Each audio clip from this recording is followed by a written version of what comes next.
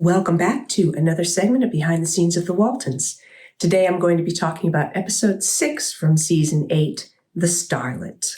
The Starlet was written by D.C. Fontana and Richard Fontana and directed by Philip Leacock. In this episode, the main storyline revolves around a movie company that is doing a documentary at the picket plant about women working in defense plants in support of the war effort.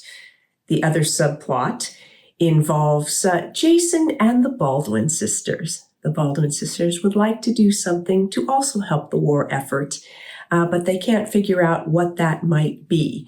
And Jason suggests that perhaps they invite some soldiers or a soldier over for Sunday dinner, that these young men are away from home and might really appreciate something like that. So the Baldwin sisters think this is a wonderful idea. Fundamentally, Erin has no problem with them doing this documentary. She just wants to make sure that the work still gets done. Of course, JD's all about it because he thinks that he's going to be an important featured star in this documentary, and they really have no particular interest in JD being in it.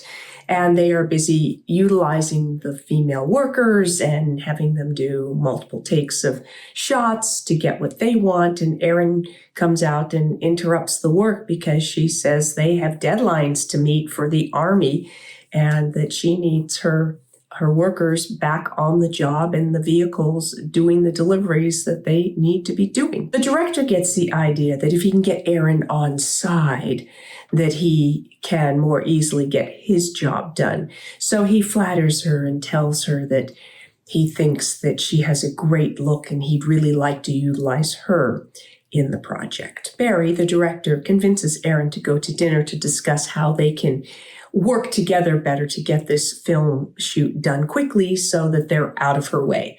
She does go to dinner. Well, at dinner, he's busy flattering her about what a great look she has and how he'd love to be able to get that on camera, and sort of alludes to the fact that she could have a real career because she's so would photograph so beautifully, which of course we know is true about Mary McDonough. But in this case, Erin is just innocent enough to believe this flattery for expecting that is the truth of what he's saying, as opposed to recognizing a seasoned manipulator. A number of times in this episode, we get to see camera and various other sort of film equipment. Some of it, although it's all period, and some of it by the time we were filming in the 1970s had been updated to newer equipment, you still get a little bit of a sense of what this equipment looked like, and in some cases, equipment that we still use. Like early on, we see these big reflector boards, and we quite often, when we were outside, would use those sorts of reflection boards to bounce light around to where they needed it so that they could light a broader area outside. JD arrives at work and he has gone all Hollywood. He thinks he's looking very sort of very Hollywood, and he thinks he looks really cool. He's got his sunglasses and he's got his ascot and he's wearing a toupee. And then Erin has her hair and makeup all done up for this film shoot in a style that we never see Erin wear at any other time. When they're getting ready to film in JD's office, or she's busy getting ready to come shoot, and JD wants to know how come they're not filming in his office, and they're like, we're going to get to you.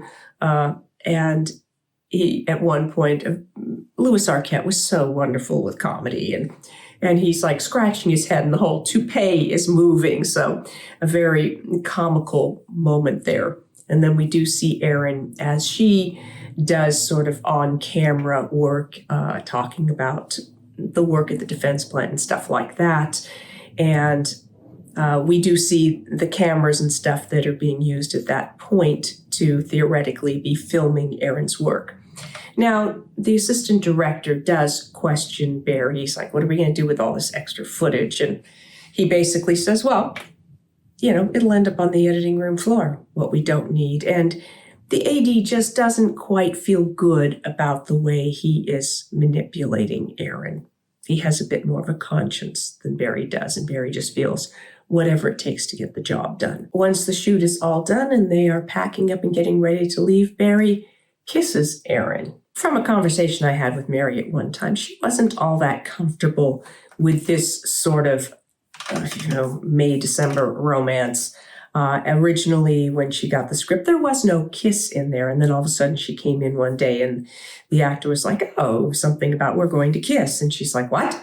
And she read the revision and was not terribly thrilled about it.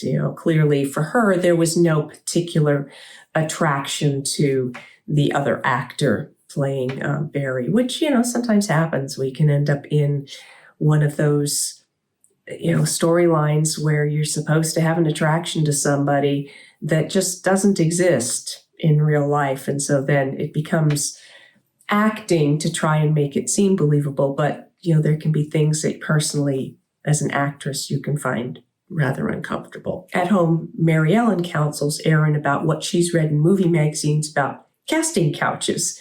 And Erin says, she's not worried about it. He's old enough to be her father, so he couldn't possibly be making a move on her.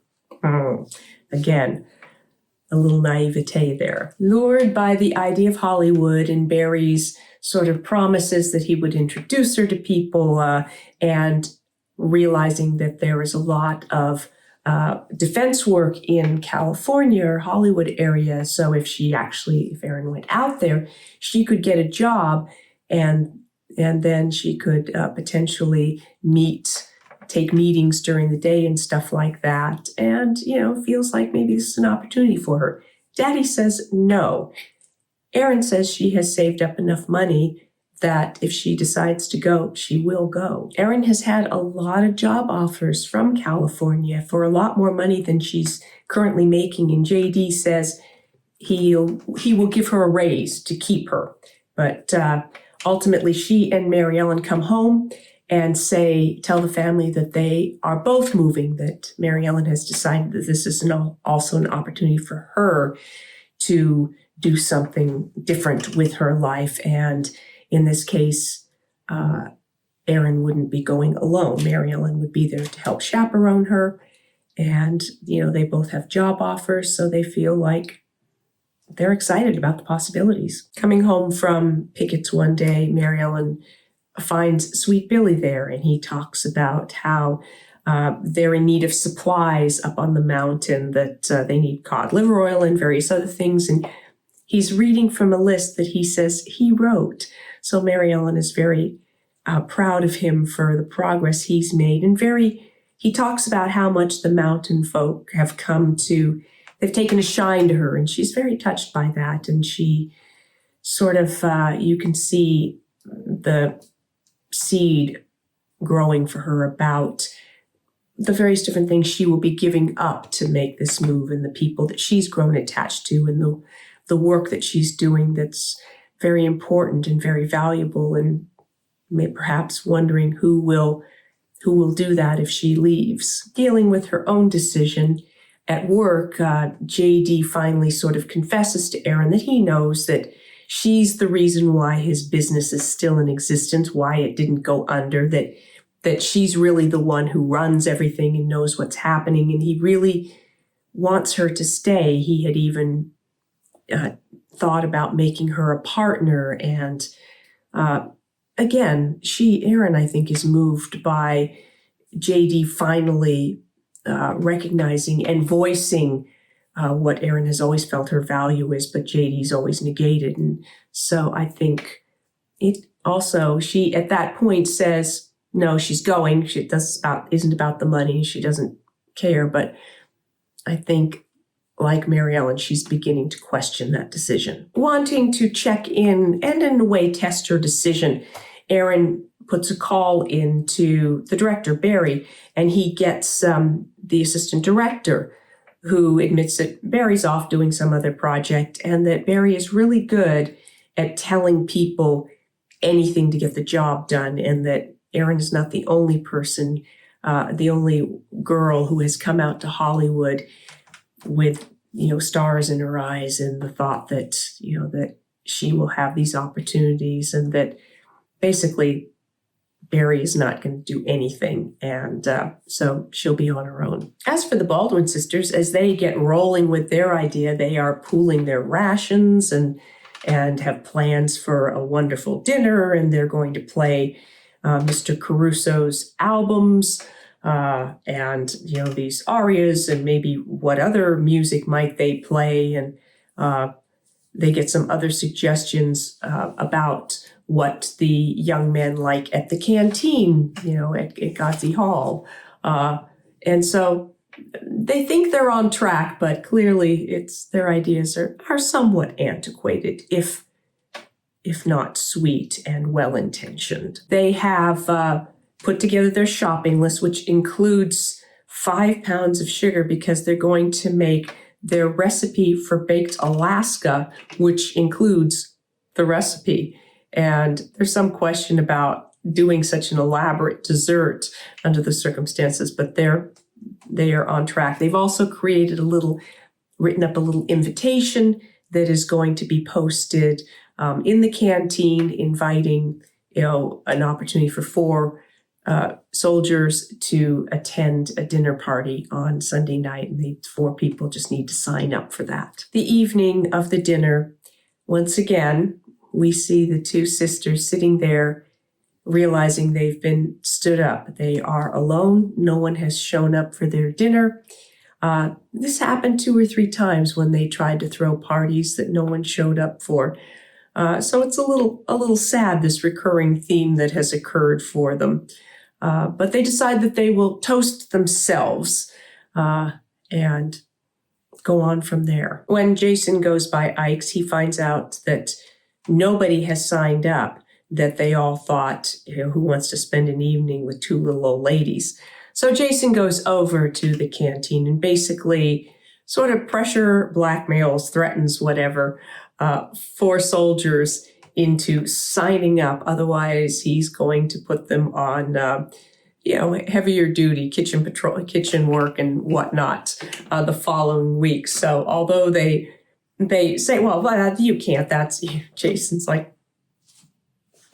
he stands by it. And so the 4 of them do volunteer. So they do show up and actually seem to have an enjoyable evening.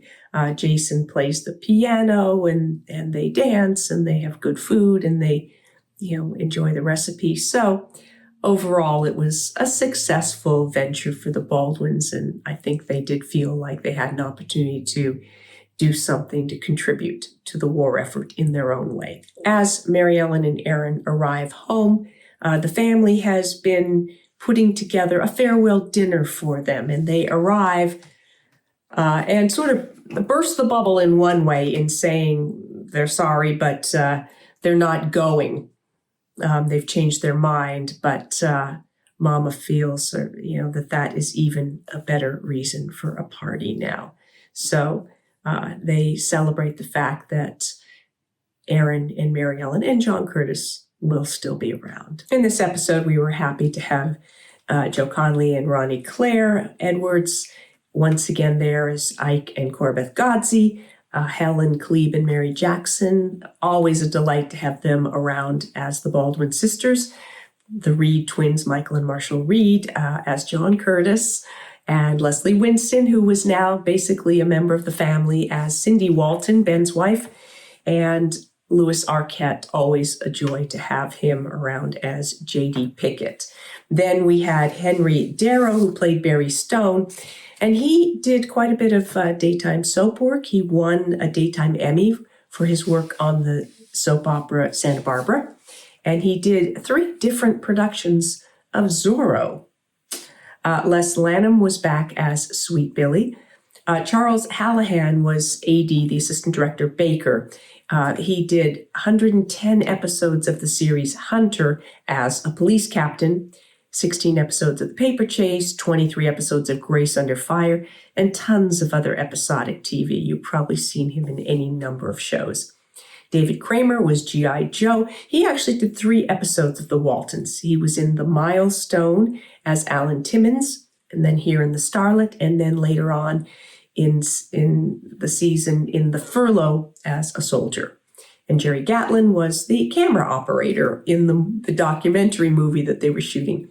And looking at his background, he also did a ton of stunt work and stunt coordinating for film and TV, and did, as an actor, do an episode of Little House on the Prairie and a lot of early Westerns as an actor. Thank you for joining me for this episode of Behind the Scenes of the Waltons as I spoke about the episode from season 8, The Starlet.